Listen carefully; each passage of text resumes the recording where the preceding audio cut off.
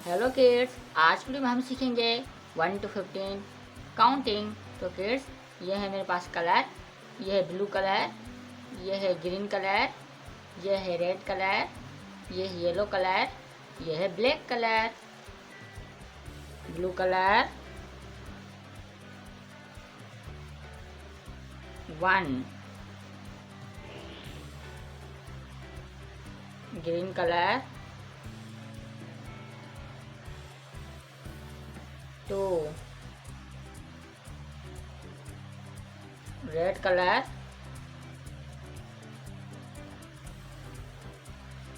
3, yellow colour 4, black colour 5, blue colour 6, green colour 7, red colour 8, yellow colour 9, black colour 10, blue colour 11,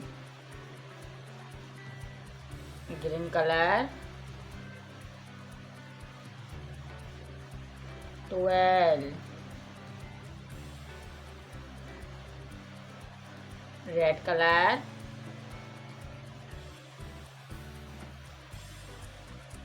13,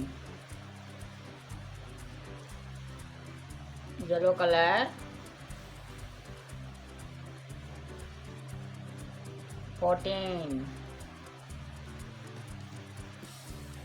black colour 15, 1 2 3 4 5 6 7 8 9 10 11 12 13 14 15।